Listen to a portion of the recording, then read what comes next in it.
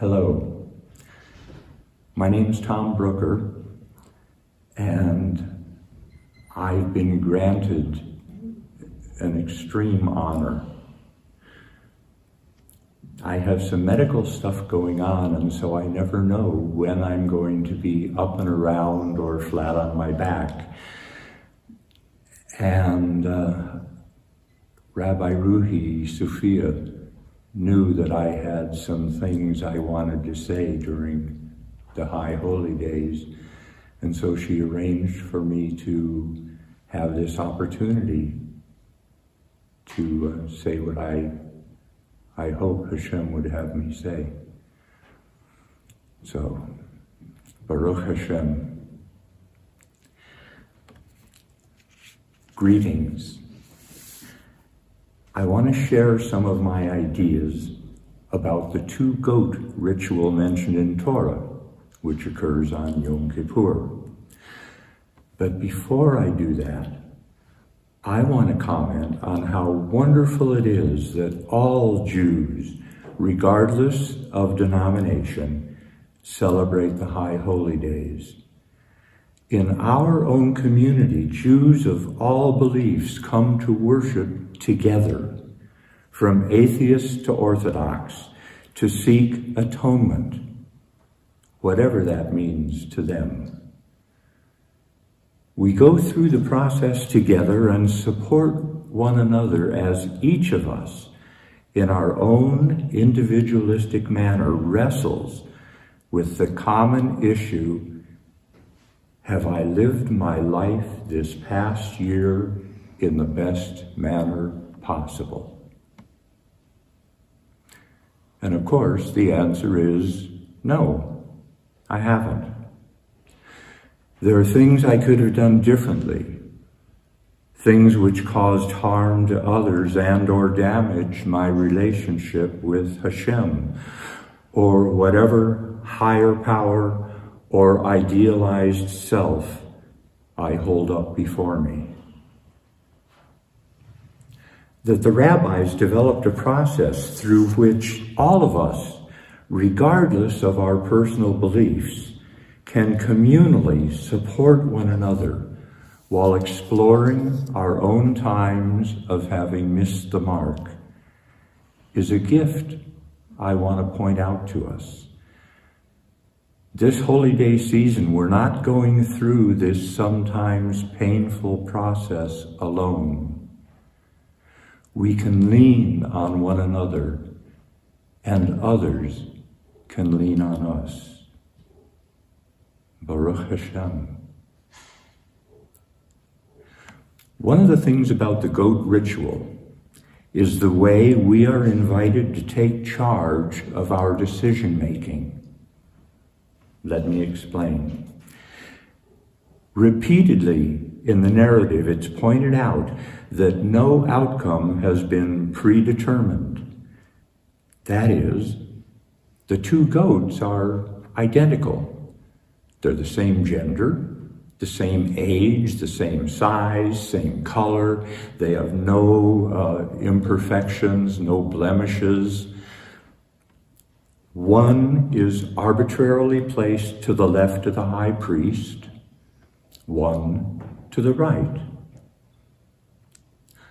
On a piece of parchment, the high priest writes, "To Hashem," folds it over, puts it in the pouch behind his breastplate, takes another piece of parchment, writes on it, "To Azazel," folds it over, puts it in the pouch.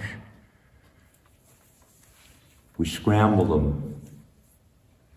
We pull out the two pieces of parchment, one in each hand. The high priest puts his hands over the respective goats and reads what's on one parchment. To Hashem. Reads what's on the other parchment. To Azazel. It's all done by chance. The goats are then dispatched accordingly to Hashem or Azazel. The goat to Hashem is ritually slaughtered as a sin offering to Hashem.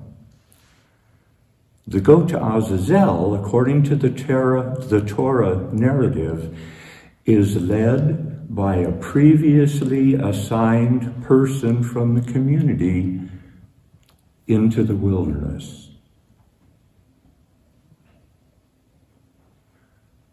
Over the years, the fate of that goat has taken on many different belief systems or traditions. At some point, it became tradition that the goat was taken to a mountain named Azazel, and he was pushed over a cliff to die on the rocks far below. Another tradition held that Azazel is in fact some sort of evil entity that wanted to interrupt the ritual slaughter to Hashem of the other goat. And so this goat, the scapegoat as it's called, was released into the wilderness to distract Azazel so that he'd get confused and forget what it was about. And the sacrifice of the first goat to Hashem could be completed uninterruptedly. Still later, that tradition shifted to the point where the goat was sent into the wilderness as an offering to Azazel.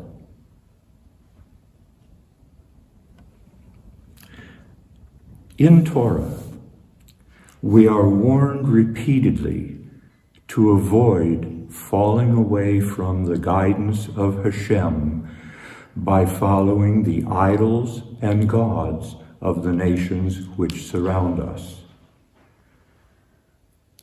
I believe this is what Azazel is. The belief system or state of consciousness of the civilization that surrounds us. The civilization that says there aren't enough resources for everyone.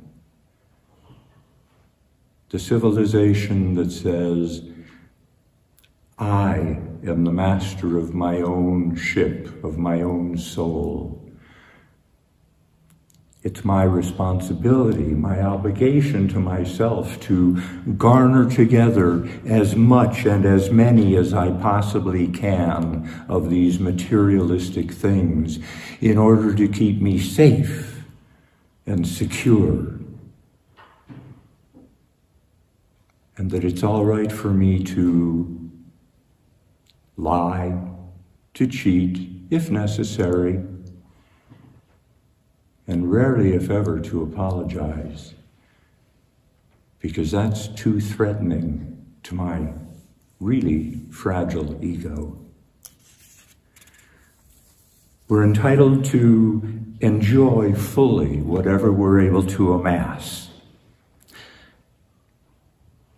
This belief system is rampant all around us, and the many pleasures promised by it are very enticing. Torah enjoins us to avoid succumbing to the pressures to live according to Azazel. Whatever our personal belief structure, we hold in common the belief that we could have done better this year than we did. We succumbed to Azazel. I believe that each one of us, you and I, can do better this coming year as together, through these high holy days, we explore where we fell away. Explore how to make repair for the consequences of our actions, and seek and obtain support encouraging us to maintain our higher standards. We need, and we have, one another. We are loved by a never-ending love. Thank you.